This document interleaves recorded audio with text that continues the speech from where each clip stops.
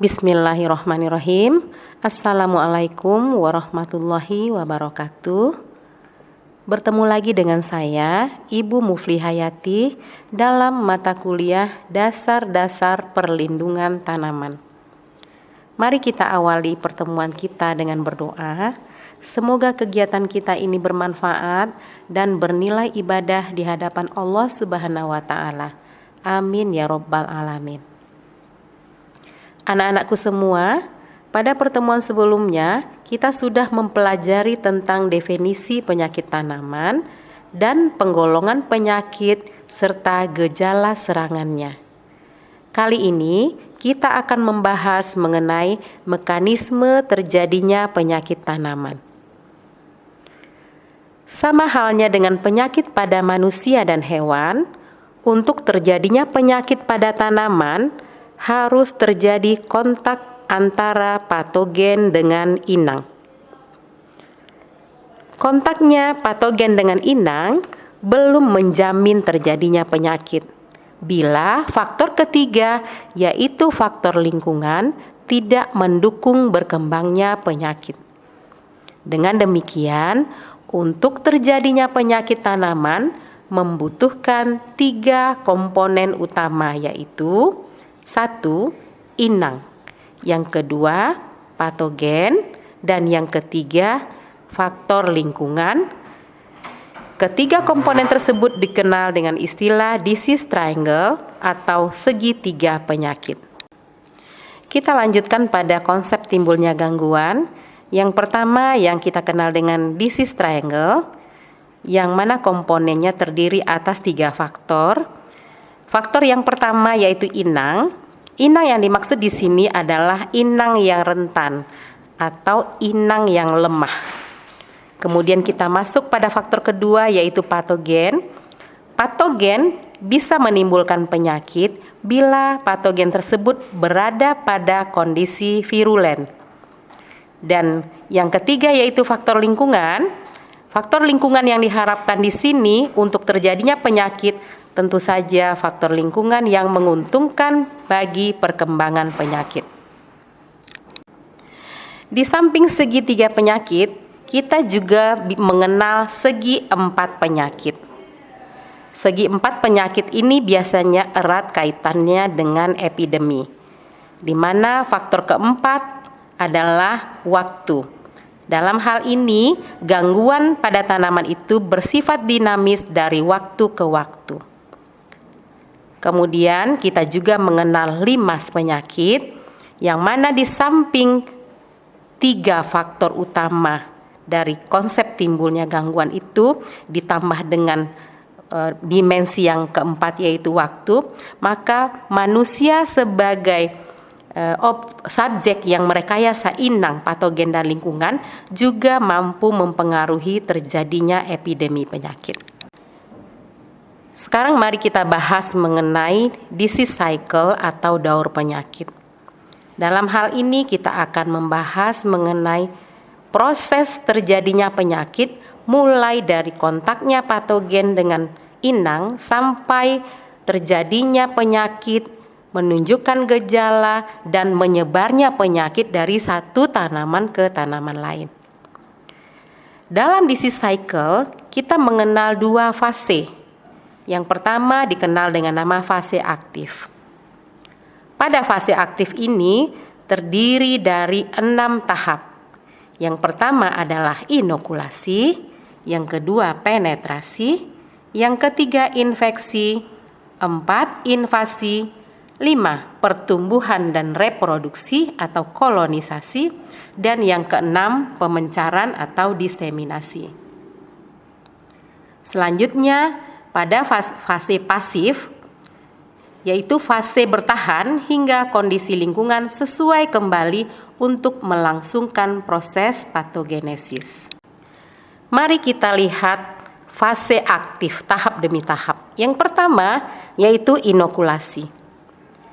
Inokulasi adalah proses deposisi atau kontaknya inokulum pada permukaan jaringan inang. Inokulum adalah setiap bagian patogen yang dapat memulai infeksi atau menimbulkan penyakit. Inokulum pada patogen dapat berupa spora, sklerotium, atau bagian miselium pada jamur. Pada virus, viroid, ataupun mikoplasma, inokulum merupakan seluruh individu mikroorganisme tersebut. Sedangkan pada nematoda, inokulum dapat berupa telur, larva, atau nematoda dewasa. Selanjutnya, inokulum dapat kita kelompokkan lagi.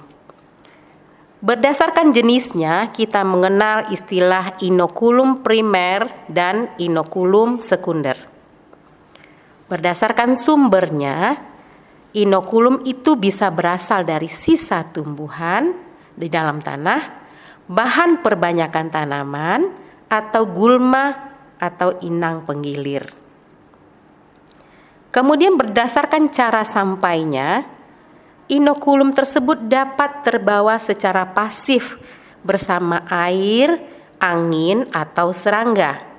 Kemudian sampai pada permukaan tanaman, baik melalui lubang alami atau natural opening maupun luka. Inokulum primer merupakan inokulum yang bertahan hidup pada musim dingin atau panas yang menyebabkan infeksi awal pada musim semi atau musim gugur. Kemudian inokulum sekunder adalah inokulum yang dihasilkan dari infeksi primer. Infeksi yang ditimbulkan oleh inokulum sekunder dikenal dengan nama infeksi sekunder. Tahap kedua dari fase aktifnya patogen dikenal dengan nama penetrasi. Penetrasi adalah proses masuknya patogen ke dalam inang. Sebelum penetrasi dikenal dengan istilah prapenetrasi.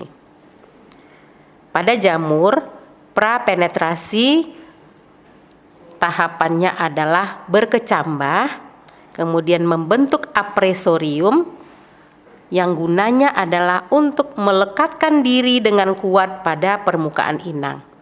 Selanjutnya, jamur akan membentuk hifa infeksi atau kapak penetrasi, penetration effect. Prapenetrasi pada nematoda adalah nematoda akan meletakkan telur, yang mana telurnya akan menetas menjadi larva, selanjutnya berkembang menjadi nematoda dewasa. Nah, nematoda dewasa ini akan ditarik oleh zat kimia yang dihasilkan oleh akar tumbuhan, biasanya berupa asam amino dan CO2. Prapenetrasi pada virus dan mikoplasma dikenal dengan istilah persisten dan non-persisten pada serangga. Di sini dikenal juga dengan istilah gen for gen hypothesis. Bercerita tentang persisten dan non-persisten. Biasanya kita akan membahas di dalam mata kuliah yang dikenal dengan istilah serangga penyebar penyakit tanaman. Penetrasi patogen bisa berlangsung secara pasif melalui lubang alami. Yang pertama, stomata. Stomata yang terbuka memungkinkan beberapa patogen untuk masuk. Contohnya adalah Xanthomonas campestris pathofaciuli, penyebab hawar daun buncis. Ini merupakan bakteri. Kemudian Plasmopora viticola, penyebab embun bulu pada anggur. Kemudian penetrasi pasif juga bisa terjadi melalui lentisel. Contohnya adalah Erwinia carotophora, penyebab busuk lunak umbi kentang. Penetrasi melalui hidatoda dapat dilakukan oleh Xanthomonas campestris, penyebab busuk hitam pada crucifera. Selanjutnya trikom atau struktur seperti rambut pada permukaan daun, beberapa buah-buahan, batang, petiol. Penetrasi pada sel nektar biasanya dibantu oleh serangga yang tertarik pada nektar. Luka yang ditimbulkan oleh serangga itu memungkinkan untuk masuknya bakteri, dipenetrasi oleh bakteri yang bisa mampu masuk melalui luka. Contoh untuk ini adalah Erwinia amylophora, penyebab fire blight pada apel dan pir. Selanjutnya, penetrasi melalui luka dapat dilakukan oleh virus dan beberapa parasit lemah. Selanjutnya kita masuk pada penetrasi patogen secara aktif, biasanya dilakukan melalui tekanan mekanik.